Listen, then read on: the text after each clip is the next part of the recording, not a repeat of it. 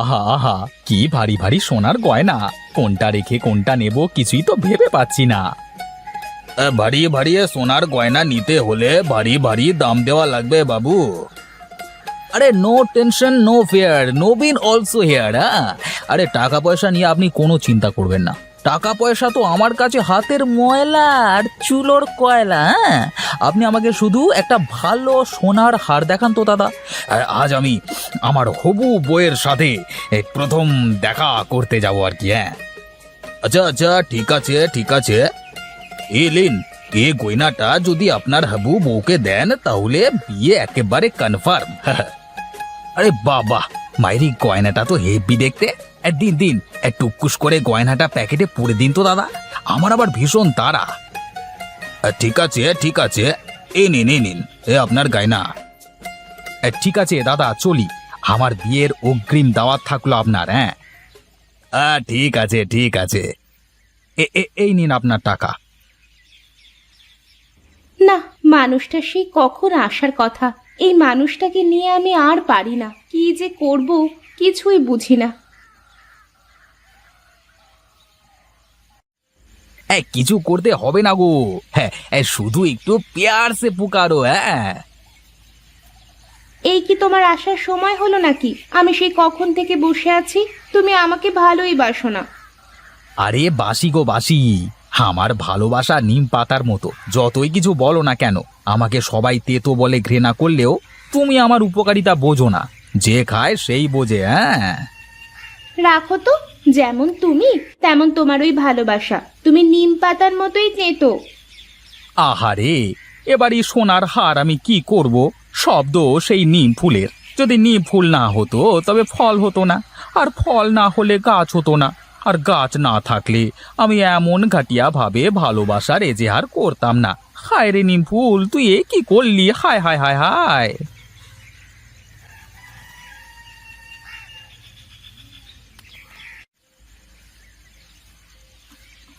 আমার ছেলেটা কোথায় গেছে গো? ছেলেটাকে দেখছি না যে। আমার ছেলেটা তো সেই 7 সকালে বেরিয়েছে বাড়ি থেকে, এখনো আসার কোনো খোঁজ নেই। তা কোথায় গেছে তোমার ছেলে? তোমাকে কি কিছু বলে গেছে? তোমার ছেলের আমাকে বলে যেতে বয়েই গেছে। কেন, তোমার একটা মাত্র ছেলেটাকে একটু ভালোভাবে খোঁজ খবর রাখতে পারো না? ছেলে কি আমার একার নাকি? তোমারও তো ছেলে, তুমিও তো পারো একটু ভালোভাবে খোঁজ খবর রাখতে। হ্যাঁ, আজকে বাড়ি আসুক, তারপরে দেখছি ব্যাপারটা। ছেলেটা আজকাল একটু বেশি বার বেড়েছে। ওই দেখো, বলতে না বলতেই তোমার ছেলে এসেছে। দেখি, ডাকো তোমার ছেলেকে, দেখি কেমন শাসন করা শিখেছো। আয় নবীন, এদিকে আয়, এদিকে আয়। কোথায় ছিলি সারাদিন? এই কোথায় টোটো করে ঘুরে বেড়াস? এত বড় ছেলে হয়েছিস, কোনো দায়িত্ব জ্ঞান নাই তোর? ও বাবা, এমনিতে নিম ফুলে আজ আমার সব শেষ করে দিয়েছে, তুমি আবার মাথা খাচ্ছ কেন আবার? কি ব্যাপার, ছেলেটার আজকে কি হয়েছে? ছেলেটা এমন কেন করলো? আমি কি করে বলবো? নিম ফুলে নাকি ওর সব শেষ করে দিয়েছে। দাঁড়াও, আমি গিয়ে দেখে আসি।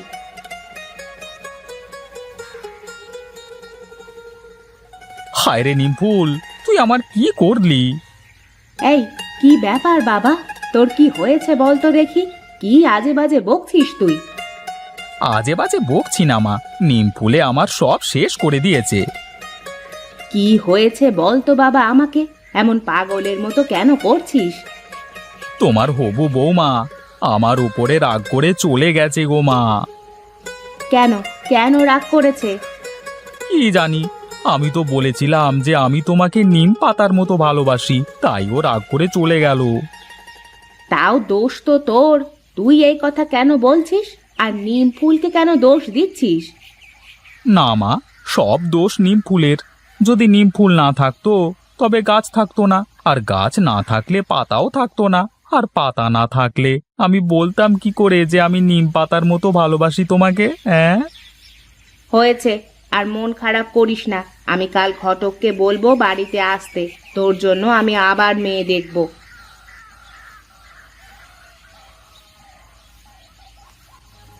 হ্যাঁ। থু, পায়েস এমন তেতো হয় আমার আগে জানা ছিল না। এমন বাজে পায়েস আমি কোনোদিন খাইনি। হেৎ, এ বাড়িতে বিয়ের কথা তো দূরের কথা, আমি আর কোনোদিন এ মুখো হব না। হেৎ।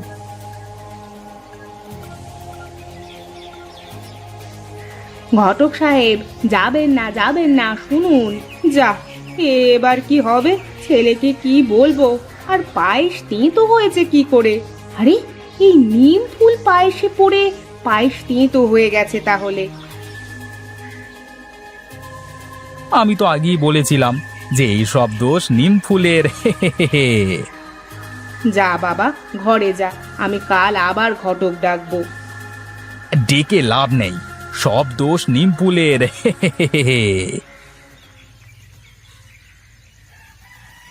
আজ উঠানে বসেনি, আজ নিম ফুলে কোনো ঝামেলা করবে না।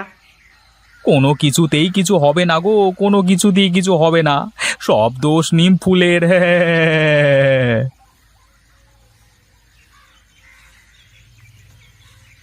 এই গেলুম রে, আমার কোমরটা শেষ, আমার কোমরটা গেল রে, আমার কোমরটা গেল। এই যা রে যা, এই লোকটা পড়লো কি করে? সব দোষ নিম ফুলের, সব দোষ নিম ফুলের।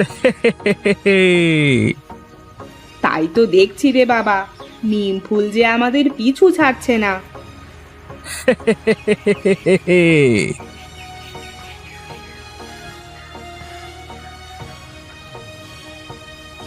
আপনি আমার থেকে কিসের বদলা নিচ্ছেন বলুন তো? একদিন তিতো পায়েস আর একদিন ঢেলে দিয়ে কোমর ভাঙছেন। কি দোষ করেছি আমি? ও মা গো, আমি আর কোনোদিন আসবো না আপনার বাড়ি, এই বলে দিলাম। এই শুনুন, যে না, আমার ছেলের জন্য মেয়ে দেখতে হবে, আমি এইসব ইচ্ছে করে করিনি। আপনার ছেলের জন্য আপনি মেয়ে খুঁজুন, আমি আর আসবো না আপনার বাড়িতে। ওরে বাবা! এই যা, ঘটক চলে গেল, এখন কি হবে? এই শুনছো, কি করি বলো তো ছেলেটাকে নিয়ে? ছেলেটার কিছু একটা হয়েছে, বুঝলে? আমারও তাই মনে হচ্ছে। ছেলেটাকে যখন দেখি তখনই শুধু নিম ফুল, নিম ফুল, নিম পাতা এসব করতে থাকছে। মানে কি যে হয়েছে ওর কে জানে।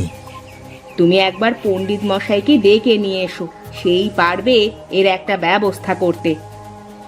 আচ্ছা ঠিক আছে, তুমি বসো, আমি গিয়ে পণ্ডিত মশাইকে ডেকে আনি।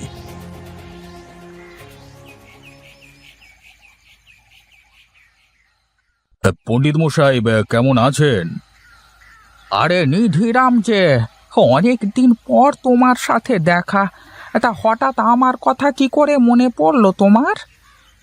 একটু বিপদে পড়ে এসেছি আপনার কাছে, আপনি আমার সাথে একটু বা আমার বাড়িতে চলুন, তাহলেই সব বুঝতে পারবেন।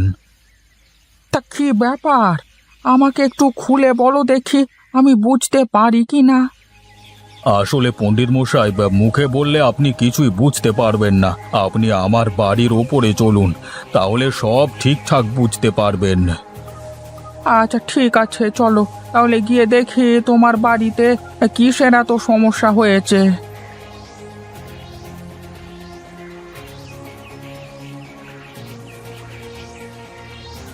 কি রে বাবা, কেমন আছিস তুই? অনেক দিন পরে দেখা হলো তোর সাথে। আরে বেটা টাক, তুই আবার কে? আরে বাবা, এ কেমন ব্যবহার? আহা নিধিরাম, তুমি চুপ করে থাকো। তোমার ছেলে স্বেচ্ছায় এসব কথা বলছে না। তোমার ছেলের উপর নিম গাছের পেতনি ভর করেছে, তাই এসব আবোল তাবোল হচ্ছে তোমাদের সাথে। আমি এক্ষুনি এটাকে ঘাড় থেকে নামাচ্ছি, দাঁড়াও। আমাকে এক টুকরো পোড়া হলুদ দাও দেখি।